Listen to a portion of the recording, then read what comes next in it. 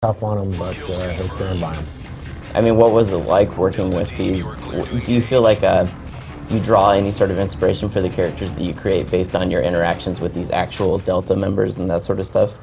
Yeah, when we were creating the new characters like Sandman, we worked closely with the Delta guys, and we learned an awful lot. The Delta's a pretty secret fighting force. Matter of fact, they don't exist, and they'll probably be killed after this. But they are true patriots. I mean, this is what they want to do. This is all they think about and it's the same for the SAS and the GIGN in different countries. But they wouldn't necessarily give us ideas for missions. We would come up with the missions, but then we would ask them to help make them authentic. Yeah, make sure that you weren't doing something that was utterly ridiculous. Yeah. Let's see. Another Twitter question from XXXWolfXXX. He says, are vehicles going to be in the campaign of Modern Warfare 3, a la snowmobile, Jeep, etc.? Yes. Yeah, we have different vehicles in the game, and again, it's not just to throw them in for vehicle's sake, but it was right for the mission, or Pacing is obviously always a huge yes. part of Modern Warfare 3. I mean, you have parts. I mean, not just Modern Warfare 3, but every series. It always seems like there's an emphasis on like this mission will do stealth, this mission will just be crazy nuts for 20 minutes, and then once you've had your heart pounding for a while, we'll ease it back. Yeah, well, there's also new mechanics in there. There's new features, and I don't want to give too much away, but I think people are going to find a really good variety in the campaign and multiplayer. So a very common question that I'm sure you get all the time. Twitter user Craneface says, how long is the single-player campaign? It's kind of an arbitrary question, I know. It's so arbitrary that it's really hard. What are you playing it on? Are you playing it on Recruit? Are you playing it on Hardened? I don't know. You're sitting down and playing.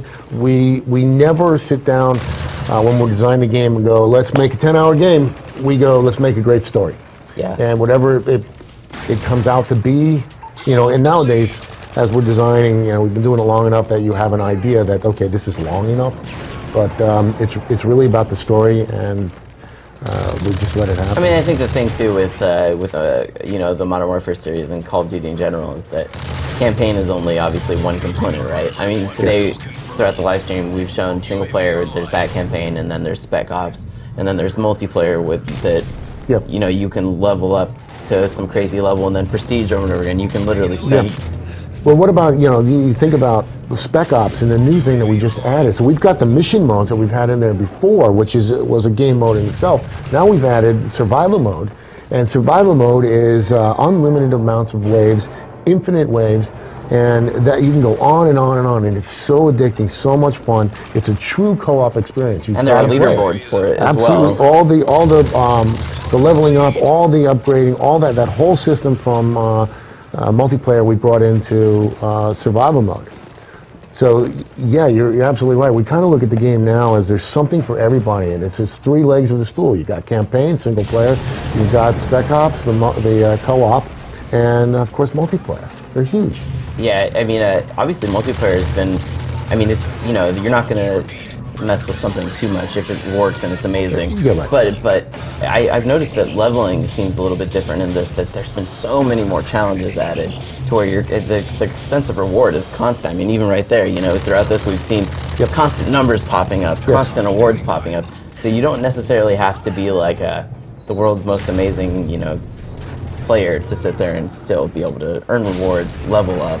Right, and that's one of the things that they would go back to years of making games is reward the player for playing, and they should feel like they're accomplishing something, because they are.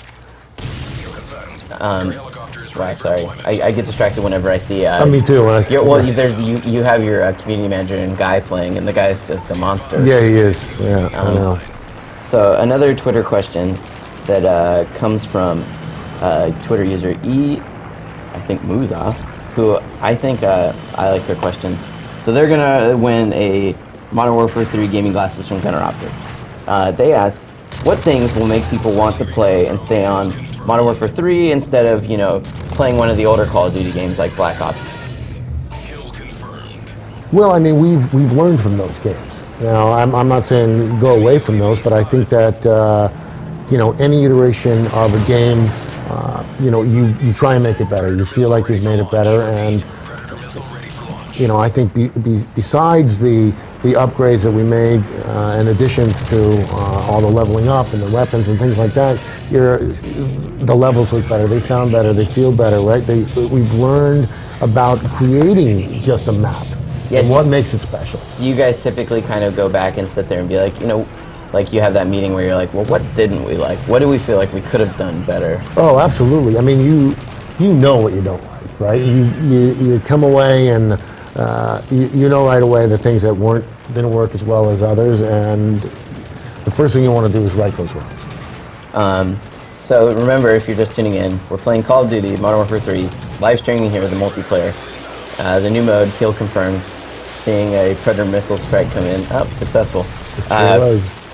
So if you're just joining us, you can send in your questions to our Twitter at twitter.com/IGN with the hashtag Modern Warfare 3 or MW3. This guy. Yeah, I know. I mean, you guys have your community manager. He's a monster. At this yeah, game. I know, and I should find him. I was gonna say I don't know where you guys found him, but he's a predator. Yeah, I'm gonna have a rule where he can't kill me anymore. So another question that comes in from Twitter from Dealey18. They ask, are there any gold guns in the game? You know, people always like to trick out the way their weapon looks. I'm gonna leave that to bowling. Okay. If I give it away, if I give anything away, yes or no. Well, I think it's safe to say that there are definitely, you can change the appearance of your weapon. Yes. You know, there's definitely leveling up where people can look at you and tell that you've done quite a bit as a player. Yep. So I think that's an important part of the game. Right. I mean, you know, if people want to always feel like, exactly, you want to feel like you're progressing, but you also want to be able to look like you're progressing and show it off as well. Yeah. We're about to come up on the tail end. There we go.